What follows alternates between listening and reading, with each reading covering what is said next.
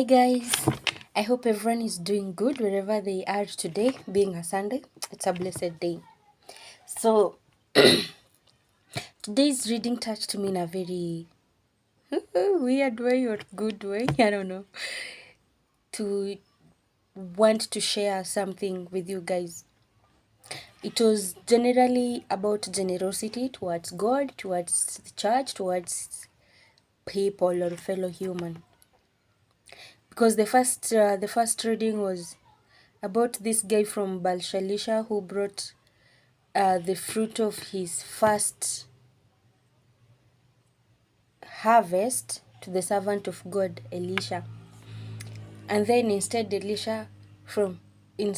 Elisha keeping it, he ordered his servant to give it to the men that were with him.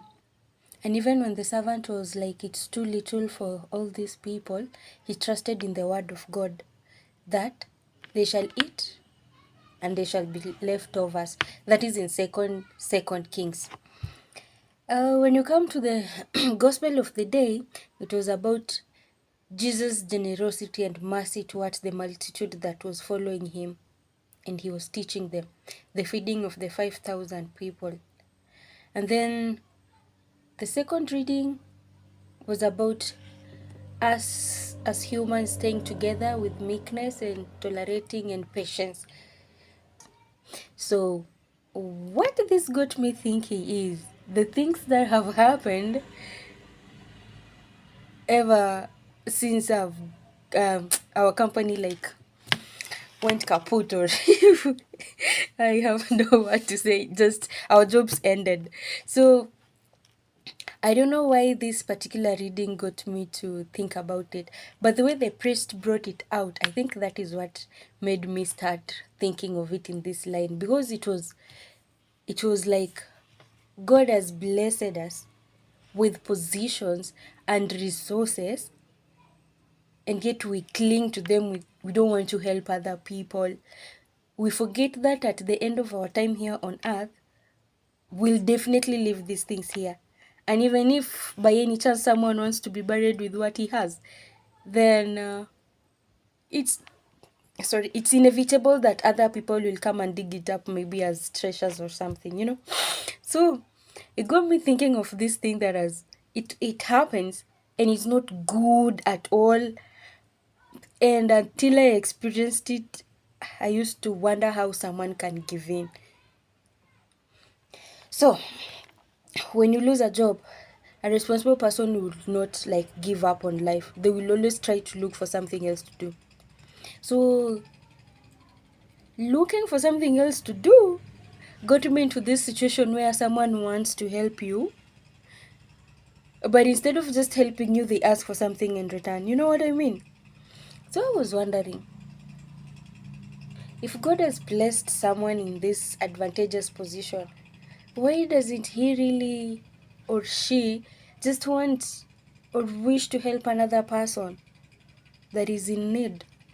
I don't know why my thoughts digressed to that kind of situation, but I think it's because we were being called to be generous givers, give without expecting anything in return or something. So, this thing brought me to thinking. Ever since our company closed down, I have been trying to look for a job. Something funny to no avail.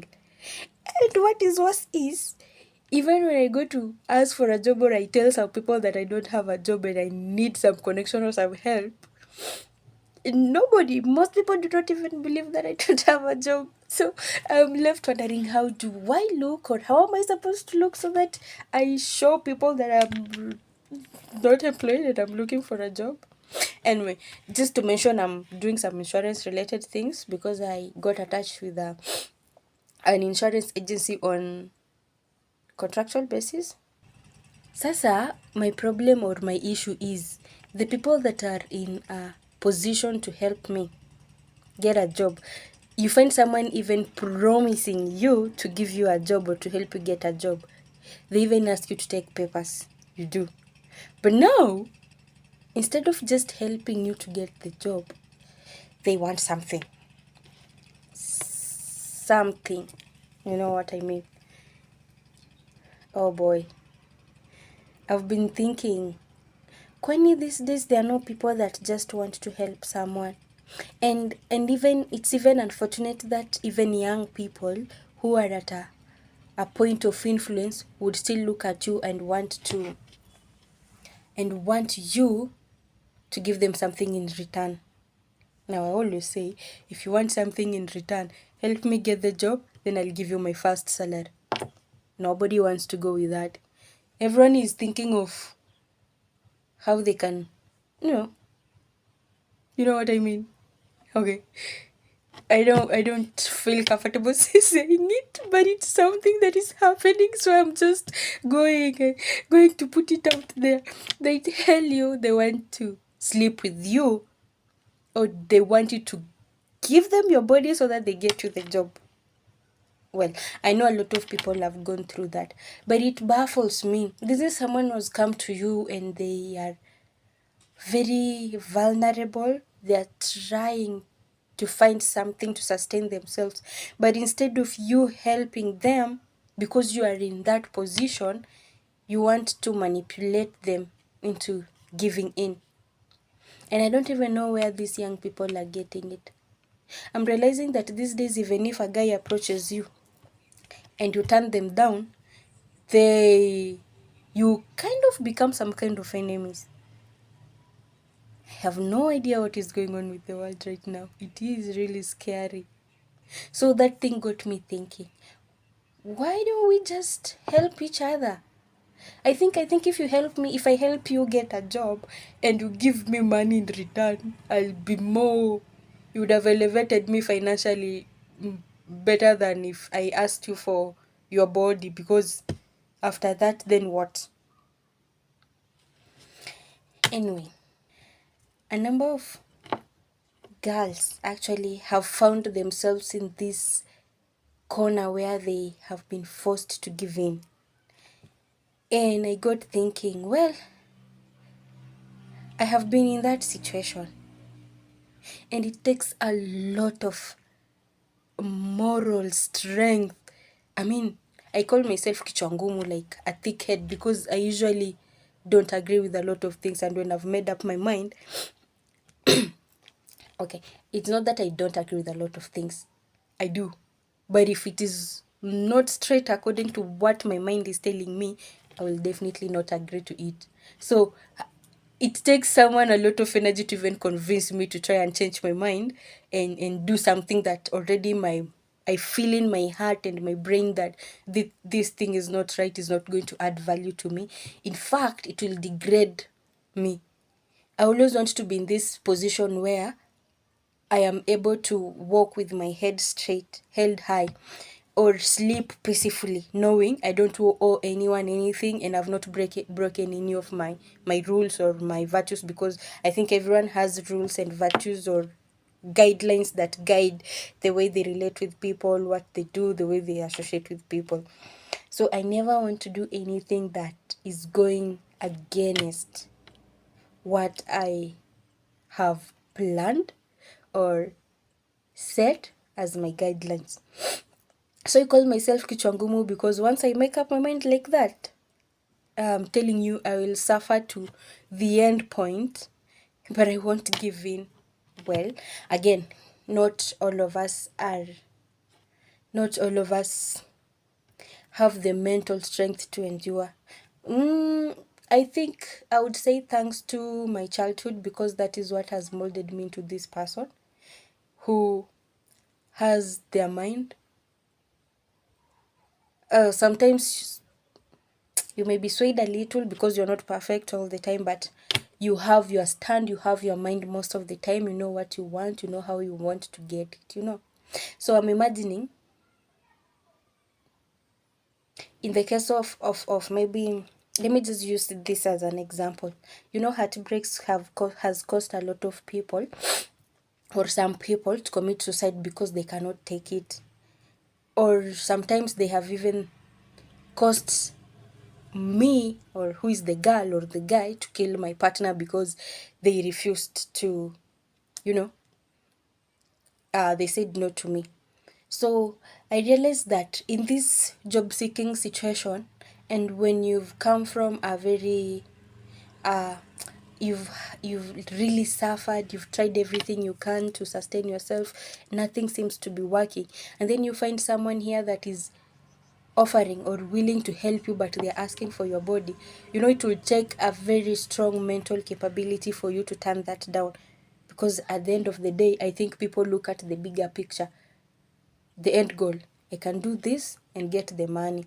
But now, where I find a problem is like trying to relate this scenario, this job scenario, and the jilted driver scenario where they kill each other or we kill each other, is the fact that I am able to stay headstrong and suffer alone without it's not that it is easy, it's very difficult, but the fact that I'm able to stay strong and suffer alone in silence, trying to do my own things to survive. Not all of us have the same kind of mental capability. Psychologically, we are not endowed the same way. So I would think that it has gotten me to a point where I understand. I'm not supporting, but I understand why some people give in to this kind of situations. You know, men and women alike, because there are also other men that get molested for job favors. But then, you guys, do you think the world should function like that? If you're in a position to assist someone, do you think it is